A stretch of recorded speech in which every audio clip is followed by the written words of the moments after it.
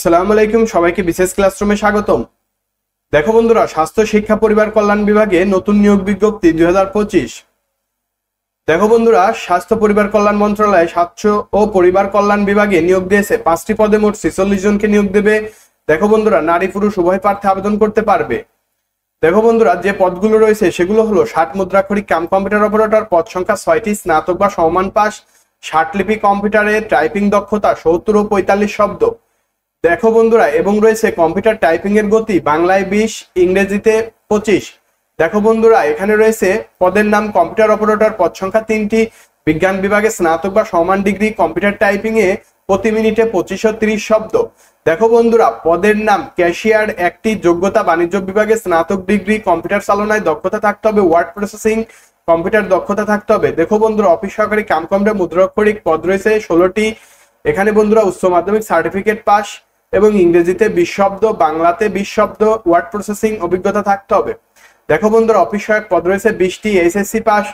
দেখো বন্ধুরা, এখানে আগ্রহী প্রার্থীরা তোমরা অনলাইনে আবেদন করতে পারবে ঠিক এই লিংকের মাধ্যমে। লিংকটি আমি আমার ডেসক্রিপশন বক্সে দিয়ে দিব। তোমরা আবেদন করবে http://mefwd.teletalk.com বিডি ওয়েবসাইটের মাধ্যমে আবেদন করবে। আবেদনের শুরুর সময় 10 এপ্রিল 2025 তারিখ সকাল 10টা থেকে আবেদন করা যাবে। আবেদনের শেষ সময় 30 এপ্রিল 2025 তারিখ বিকেল 5টা পর্যন্ত আবেদন করতে পারবে বন্ধুরা। দেখো বন্ধুরা, কিভাবে আবেদন করবে আমি একটু দেখিয়ে দিচ্ছি। সেটি হলো বন্ধুরা, এখানে অ্যাপ্লাইতে ক্লিক করো বা লিংকে ক্লিক করো। লিংকে ক্লিক করলে তোমার সামনে একটি পপ আপ উইন্ডো চলে আসবে। এখান থেকে অ্যাপ্লিকেশন ফর্মে ক্লিক করবে, তুমি যে পদে আবেদন করতে চাচ্ছ সেটাতে ক্লিক করবে এবং নেক্সটে ক্লিক করবে।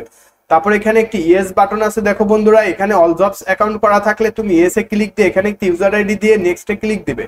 নেক্সটে ক্লিক দিলে তোমার আবেদনপত্রটি দেখো ফিল আপ হয়ে গিয়েছে।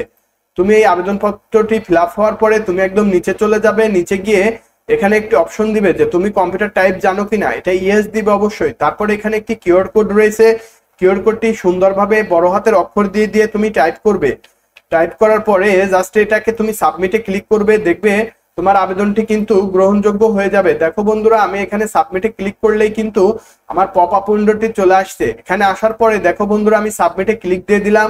সাবমিটে ক্লিক দিলে দেখো আমার আবেদনপত্রটি কিন্তু গ্রহণযোগ্য হয়ে গিয়েছে বন্ধুরা।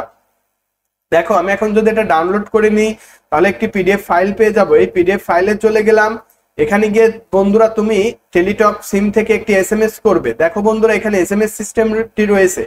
টেলিটক প্রিপেড সিম থেকে তুমি ফার্স্ট এসএমএস এটা করবে, সেকেন্ড এসএমএস এটা করবে।